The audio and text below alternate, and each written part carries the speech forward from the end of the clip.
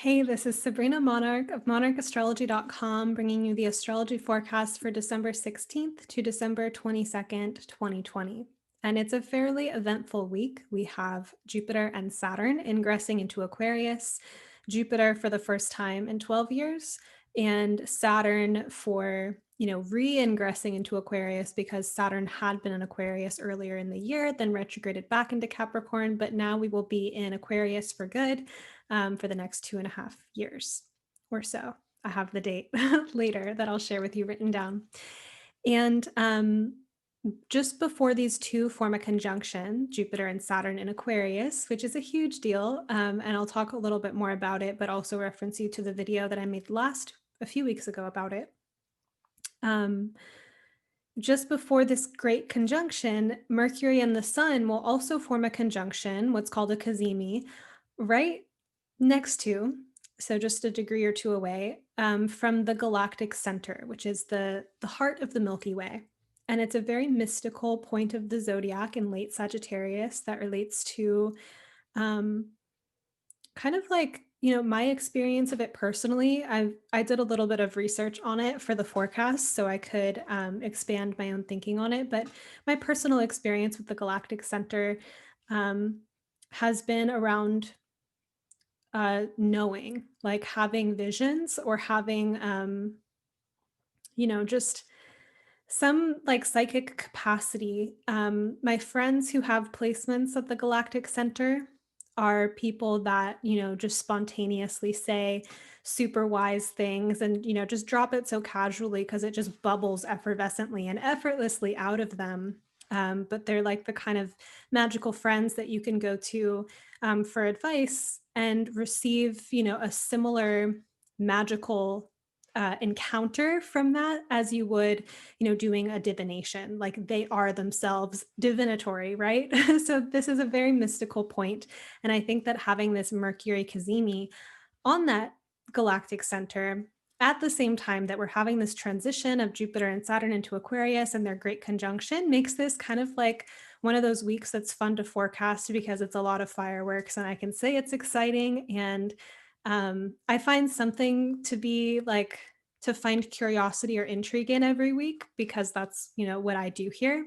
But this is definitely one of those like exciting kind of big weeks.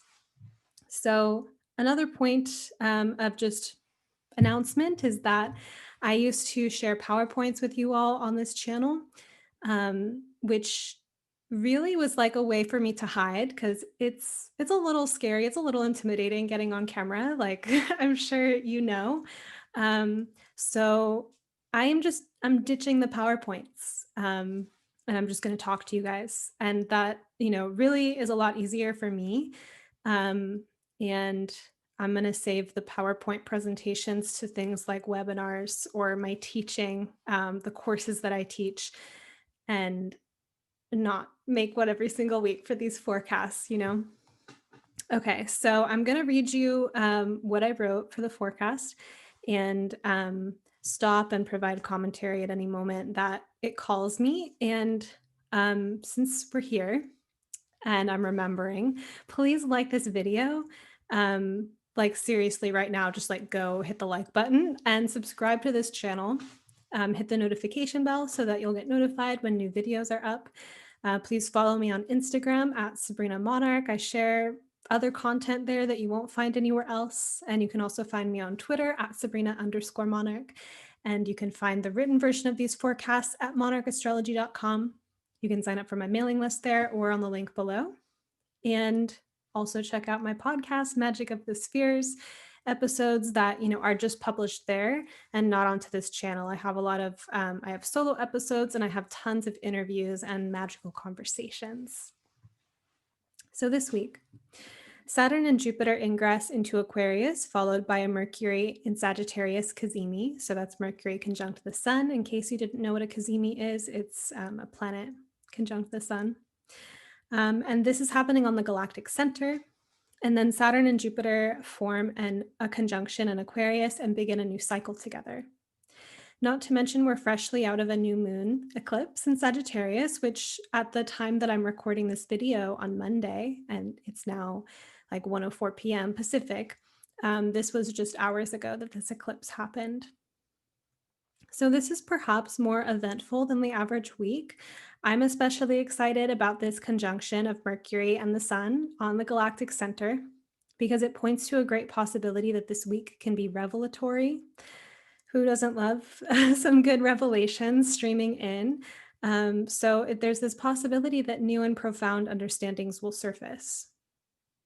And if you're unfamiliar with the galactic center, I'll have more to share during this forecast. Yet the Jupiter-Saturn conjunction is also remarkable. If that Mercury Cazimi on the galactic center wasn't enough, its effects will be felt for years to come, similar to how the Saturn-Pluto conjunction in early 2020, so that was exact on January 12th of this year, set up our year. So it wasn't just a January 12th incident, it was like, zeitgeist creating. And the Saturn-Jupiter conjunction is subjectively a lot more pleasant than the Saturn-Pluto conjunction, the latter having related to dark night of the soul experiences or massive psychological and historical contractions, like a pandemic. Many meaningful things have occurred alongside this transit, to be fair. Saturn-Pluto can be a great time to get really deep into your work, to kind of like put your head down, so to say, and grind. And, maybe about something that really matters to you. Like there's those times where we just have the energy or the drive to endure and create something that's a big deal, which, like the wintry kind of hardship energy can allow some of those great works to come forth. I know when I was in Bali recently, like more than a year ago, I did not feel like I would be able to sustain my normal levels of creativity and creative output in a tropical climate. Like I actually kind of like it where it's cold. I like to write. I like to, spend hours on my craft. And when it's a tropical outside, I just kind of want to relax or like be in a leisure state. So it's a great place for me to vacation, not necessarily a great place for me to keep up with the stuff that I want to do. So a lot of people, have been expressing this in terms of, what have you done in your like quarantine kind of lifestyle? Like a lot of people have, outside of the difficult psychological experiences or maybe some of the difficult economic experiences that have occurred through that, plenty of people are also reporting that they, got into something or that they were able to do something that they didn't necessarily have the time or attention for before. So Saturn, Pluto can be good for that. And really also at a deeper level, it has been an opening for deeper soulful maturity. Or if we didn't take that opportunity, it's more about psychological projection and othering and villainizing other people or groups of people, which is an unfortunate part of the Saturn-Pluto complex. And when Saturn and Jupiter, so let's change subjects to Saturn-Jupiter conjunction in Aquarius happening this week. When Saturn and Jupiter align in the same sign, they begin a 20-year cycle.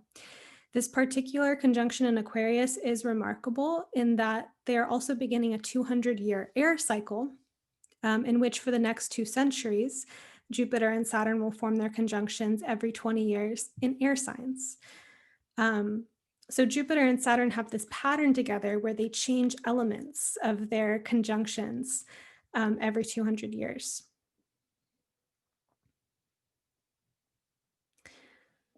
So this shift from we just are coming out of an Earth era to the air era, this has like new era implications. New developments in science, technology, communication, think air sign things or Aquarius things.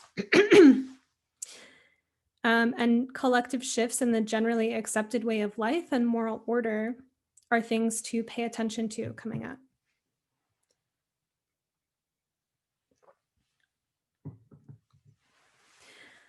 At a personal level, All of these shifts can relate to feeling as though we are transitioning chapters in our lives. It's possible that we are making connections about the past at an accelerated rate.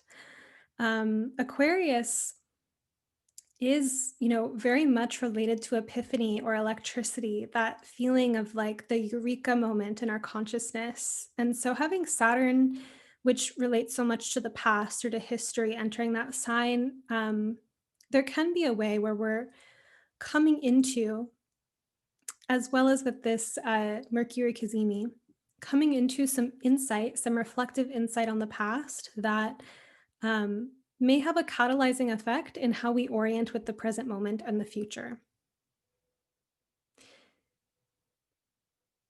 It's possible that we're feeling inspired or moved towards some kind of innovation on our life path, as a result of or in tandem with these realizations that are coming through.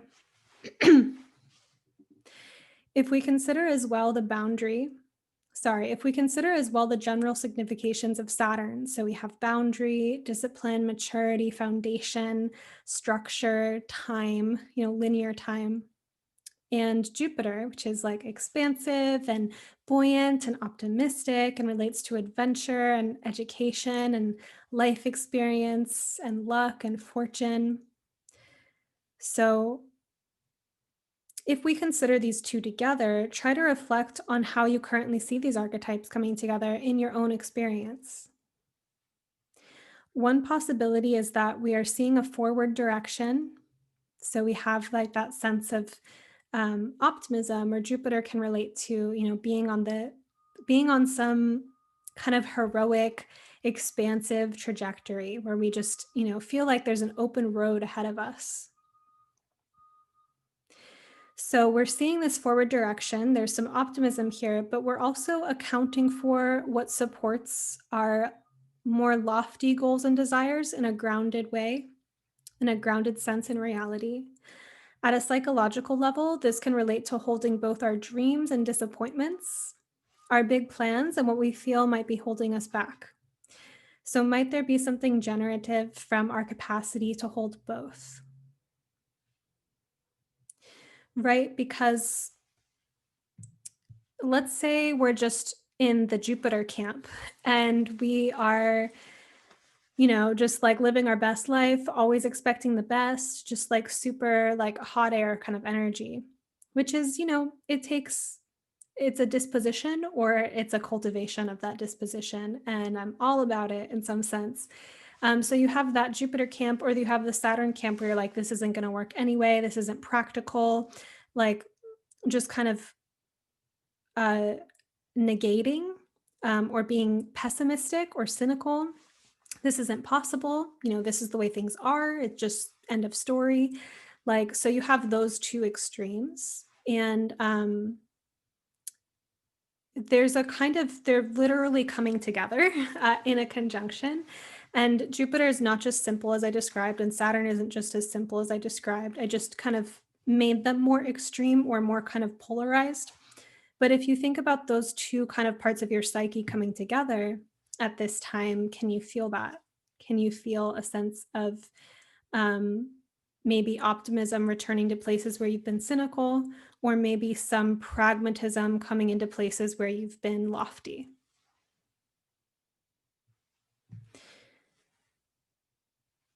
So December 16th at 9:04 p.m. Pacific is when Saturn enters Aquarius.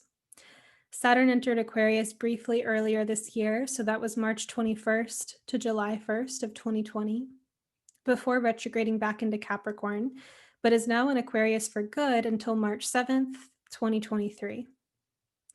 The last time I wrote about this ingress was in March, and I'll link that forecast in the notes if you want to go back and read. At that time, I really focused on the community and the friendship side of Saturn and Aquarius. Saturn in Aquarius relates to the structure of mind, of blueprints and what is built from them, of neural pathways and the consequences engendered by them.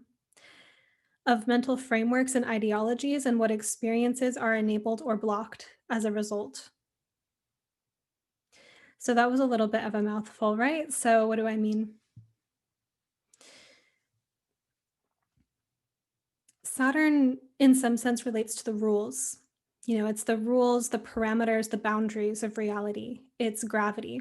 It's the way that what goes up must come down. Like that is kind of the rule. And I don't mean that symbolically. I mean literally. If you throw something up in the air, it's going to come down. There's a law. There's like a physical law that if we got really philosophical, we could say that that law could change or is, whatever. I'm not going to go there. Let's just say that like that is a parameter or a boundary of this reality. At a mental level, a lot of manifestation or creating your own reality teachings are a lot about deconstructing the rules that you have created or inherited from culture and society or your upbringing around how reality works. And there's a way, if we want to bring back in the Jupiter Saturn thing, like you can get totally lofty and kind of like, or maybe Aquarian, like out of touch with reality if you just let everything be totally subjective and everything is your creation. Or you can take into account the structures and boundaries and like cultural conditionings and other kind of forces in reality that are happening at the same time. So if we're going through a practice of changing our mindset about something, there's a degree to which we can shift our reality, and there's also certain limitations, maybe things that aren't for us to change. But that gray area of what's possible to shift with mindset is, I think, where the mastery or the maturity of this archetype, Saturn and Aquarius, can come in. So let's talk about like neural pathways and habits. And really, I can speak from a place of experience. This is something I think a lot about. I am a very focused and intense person. I just am by nature. So whatever I focus on, it's like drilling into a certain direction. And in my life, the amounts of times that I've spent depressed, in despair, and these kind of like heavier, more dense emotions, there's a neural pathway that's formed from that. And so when I began this intentional journey of shifting my mind and my neural pathways, I noticed that it was easy to fall into these depressive states because I had history of being depressed. So they were paved out pathways. So there was a process of detaching from the pathway and making another one. So for me, even though in some sense I could say that I was naturally joyful at some point, having gone through certain depressive things or whatever, I developed more negative mental habits. And so for me, cultivating joy or happiness was an intentional practice, and I could feel myself creating new pathways. And then over time, with conditioning, just like strength training, it became easier to be happier by default. So that's been, some of my relationship with just personal happiness is like having put some effort or discipline into creating it, which is strange, I suppose, but that is, where I'm coming from. So thinking about that, I have had a direct experience of being able to change my mind, so to say. And to this day, it continues to be a part of my personal and spiritual practice to look at, what kinds of thoughts am I thinking and what consequences do those have? Because thoughts become feelings and feelings become actions and actions snowball, certain things. So there is a correlation, there is cause and effect. And if we're going to actually look at this and not just be in it, but have some detachment, Aquarius around it, then we can start to analyze how does our mindset enable certain things into existence and disable other things. So even a mindset that's like super positive is going to enable certain mental states, but it may be kind of restrictive or inhibitive of full descent into grief because there's a boundary being created around that. But perhaps someone on the other side who's like very open to their grief process and they are just like in it all the time, has some prohibitive patterns where if happiness comes up, they're just like no, and they like squish it back down. So this is not to give a value judgment of what kinds of thoughts are inherently better than others. It's very personal to you of like, where do you need bandwidth? Where's your range? And what is it that you are wanting to develop?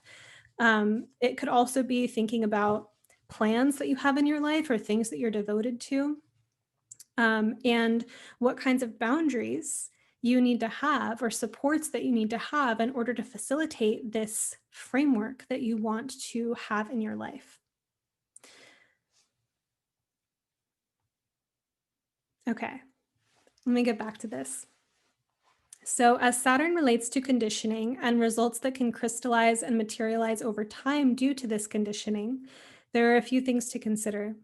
One, the mental habits that we already have were perhaps caused by some circumstance or set of circumstances and are now just habit, as in they're not necessarily relevant anymore.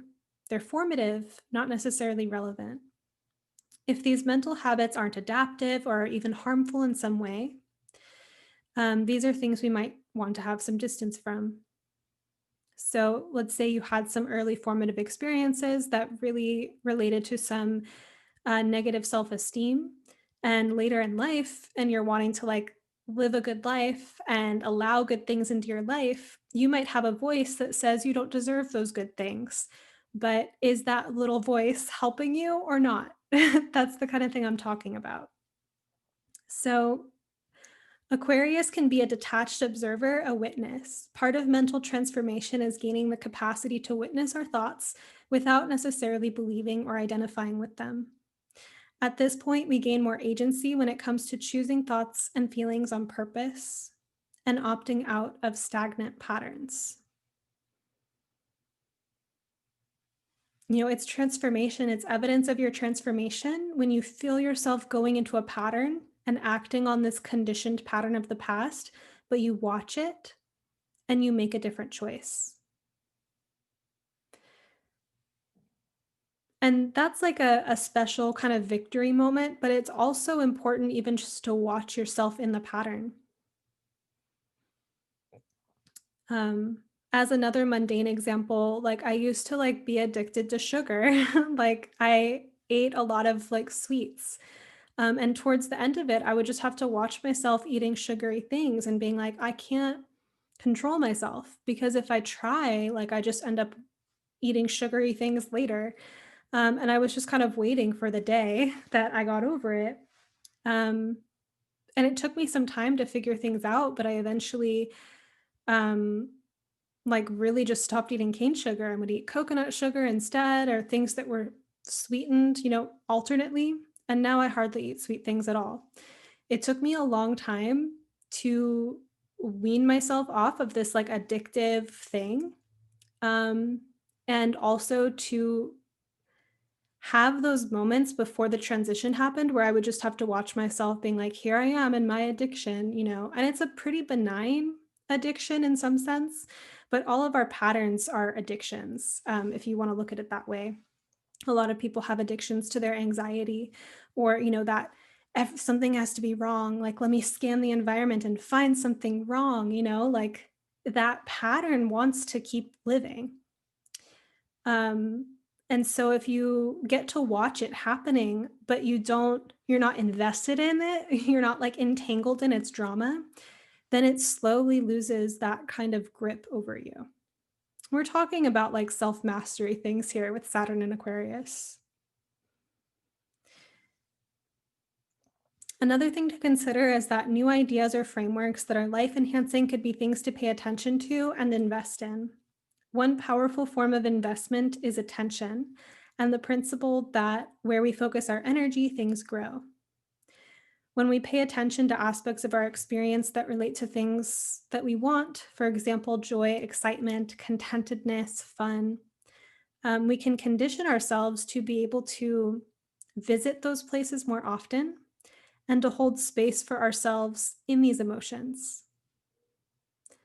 It can be uncomfortable to experience good things in life if we have a fear around loss or we have trauma in some sense. So, having that bandwidth to be able to accept certain things is a practice. While most people do want to be happy, for example, happiness is a skill. Consider how you would expand your bandwidth for particular frequencies that you want to experience more of. Again, things like love, happiness, fun, meaningfulness, and satisfaction. Saturn in Aquarius can relate to the devotion we are capable of having toward the cultivation of mind and neural pathways, despite the obstacles that naturally arise. So, the point here is like, what are your boundaries? What are your parameters? If you're playing a game of cultivating your mind in some way, um, sometimes, mental discipline is a thing.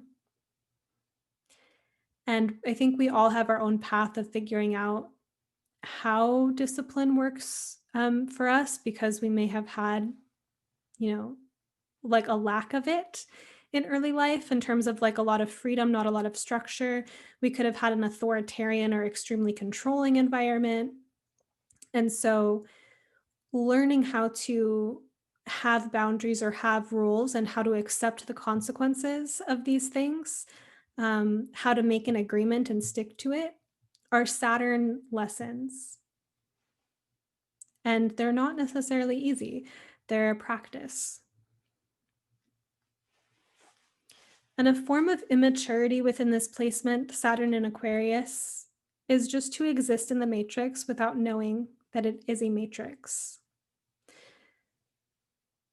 to believe it without any distance.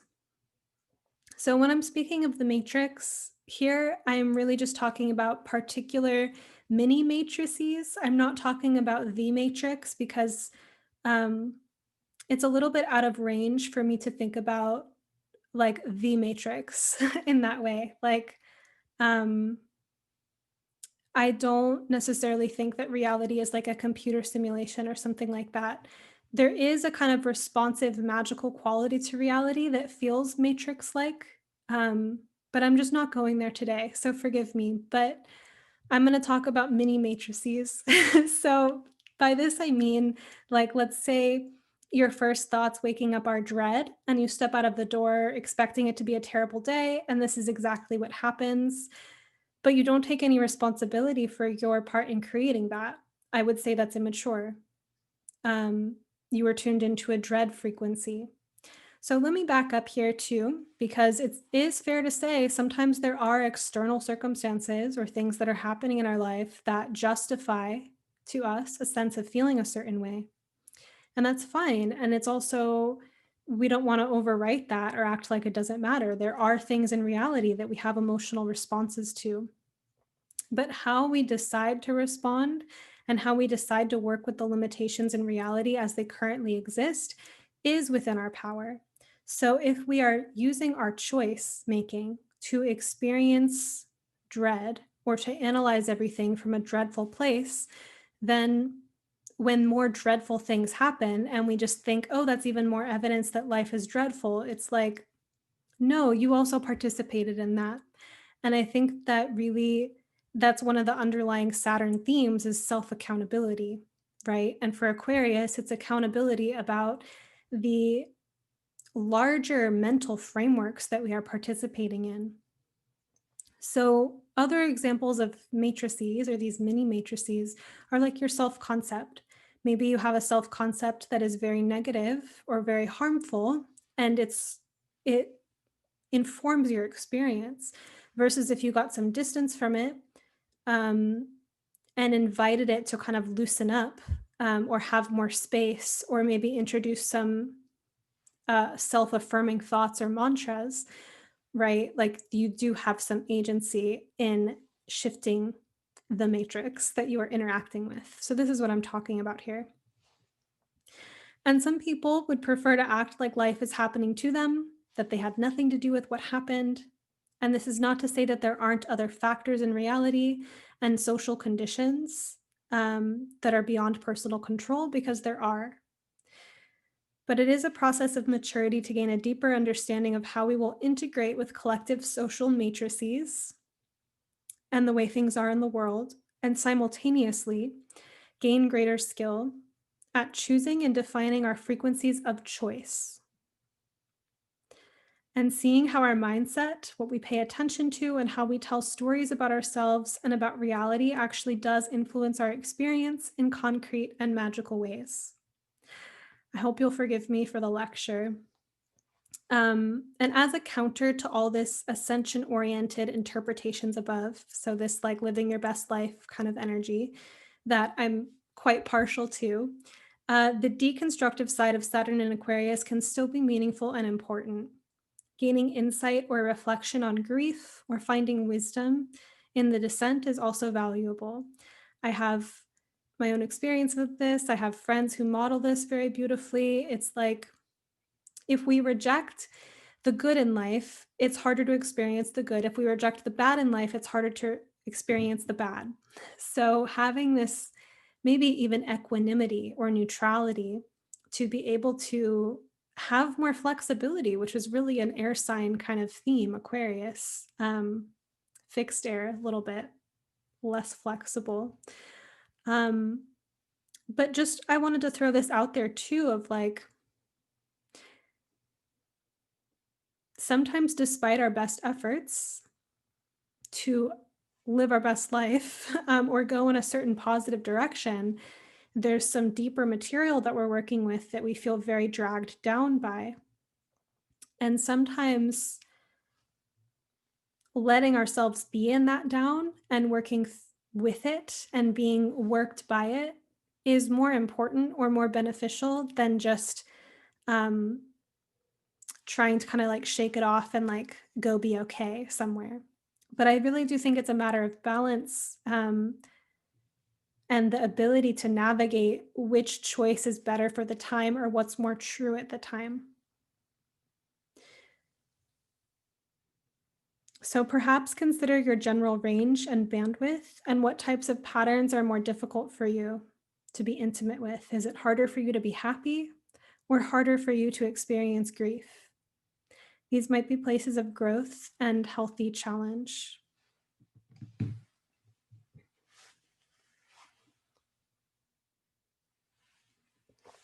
I hope I can get my voice back. It's a little bit hoarse. So, December 19th, 2020, Jupiter enters Aquarius at 5:07 a.m.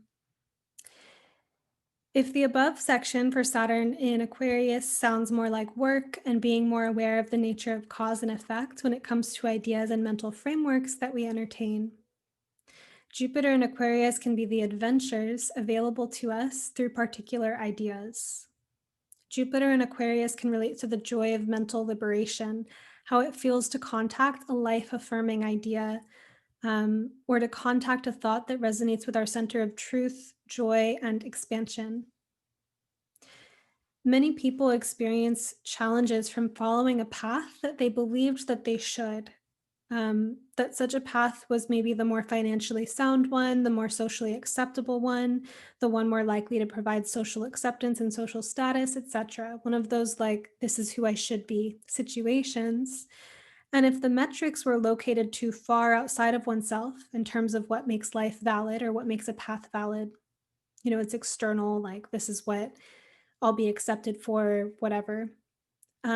It can be a form of self-abandonment, leading to crisis and meaning years down the road.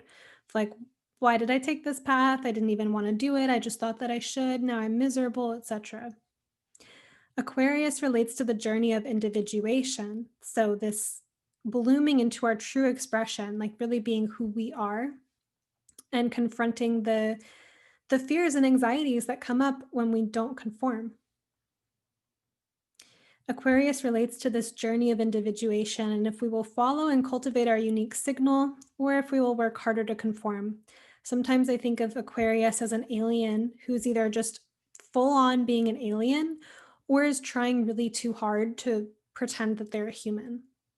And some integration, I guess, between the two, because Aquarius is about being, authentic or being who we really are, so to say, but it's also about being able to make sense in a social setting or to convey oneself to others. So if we're just so far out that no one can understand us, um, that's going to feel alienating or isolating, right?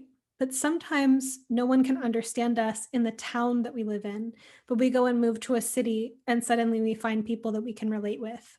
So it's also a matter of like finding your belonging or finding your community that we see with Aquarius.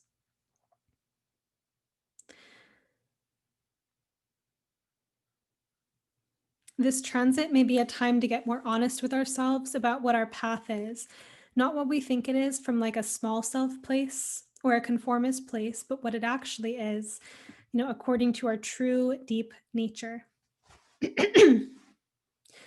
Likewise, if we are already connected to our unique dharma or path, Aquarius has also the skill set of knowing how to resonate with others. We might have an idea or a plan that we personally think is brilliant, but how do we convey its brilliance to others in a way that can be understood? Aquarius relates to our intelligence of harmonizing with groups or an audience or another, an interlocutor. Later this day, Mercury in 28 degrees of Sagittarius will conjunct the Sun in 28 degrees of Sagittarius, 7:26 p.m. Pacific. And as I was saying, this conjunction occurs on the galactic center because the galactic center is at 27 degrees Sag. So this is a quote that I pulled from an article on astro.com written by Melanie Reinhart about the galactic center. She says, when the last 5 degrees of Sagittarius are stimulated by transiting planets, a process of awakening is initiated. The arrow of the centaur points beyond what we know, and at the same time refers us symbolically to what we have always known in our inner depths. These intimations have a strong felt sense, but are not easily verbalized or quantified.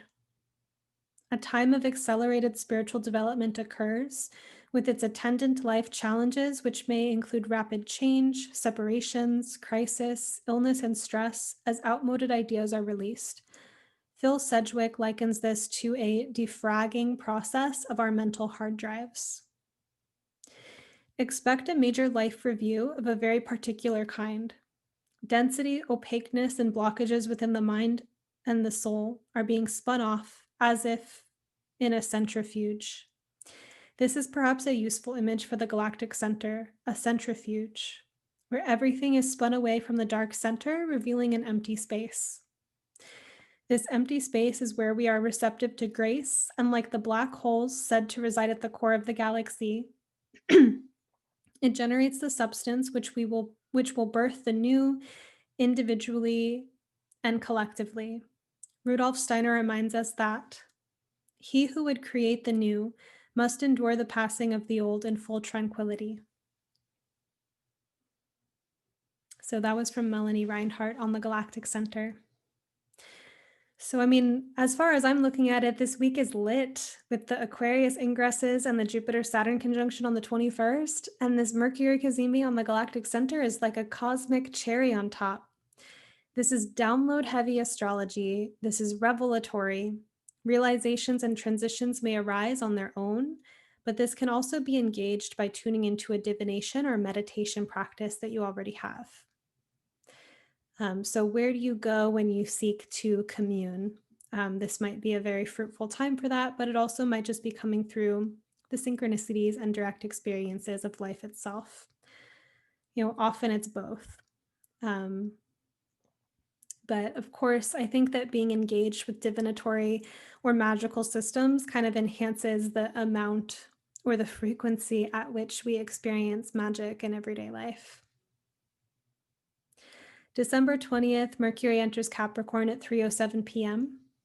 and Mercury will stay in Capricorn until January 8th of 2021.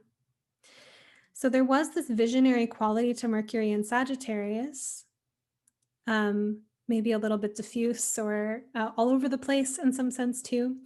but Mercury in Capricorn brings it down to earth. It may feel easier to organize or pin down ideas and plans that were feeling so expansive and large and potentially diffuse in the last few weeks. On December 21st, the sun enters Capricorn at 2:02 a.m. So Capricorn season begins. One of Capricorn's creative talents is longevity and planning and organizing for the long haul. This connects with our desire and impulse to create legacy, whether that is related to our career, art, or the cultivation of family life. Thinking in terms of legacy puts life in a different perspective, one where we consider the consequences of our actions, seek to live a life of importance, and feel energized to surmount obstacles quite ambitiously. So maybe you already are Capricornian for some reason or another in your natal chart.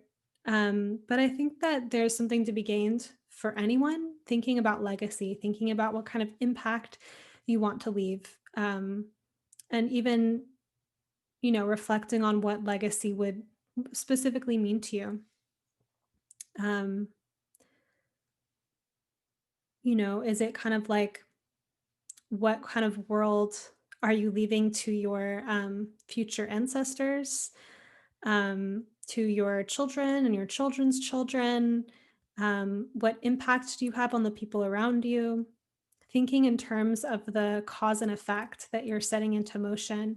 And if this is something that you think about, if it's a touchstone, it can inspire greater moral character. Because we're thinking about the impact, right?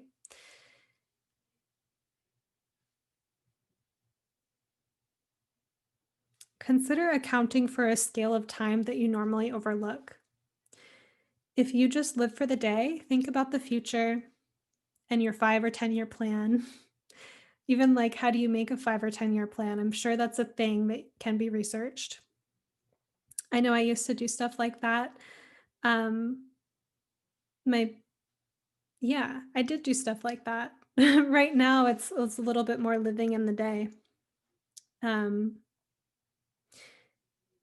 It's not even that important that the plan happens exactly as you imagine. It often doesn't. It's simply that getting on a trajectory like that can change the present moment and reorganize it in a meaningful way or help you get on track. Likewise, if you're always chasing an arrival point or a destination, come back to the moment and to today. It can be a key to fulfillment and happiness that Capricorn so often projects onto the future, right? So if we have compartmentalized happiness and connection to life for some future place that we get to, sometimes it goes that when we get to that future place, it's like, well, I still feel disconnected because I was disconnected the whole way here. So coming back into feeling our emotions and reflecting on life and being present can sometimes challenge where we're headed. We might realize that, we're off track once we start to feel more and compartmentalize less.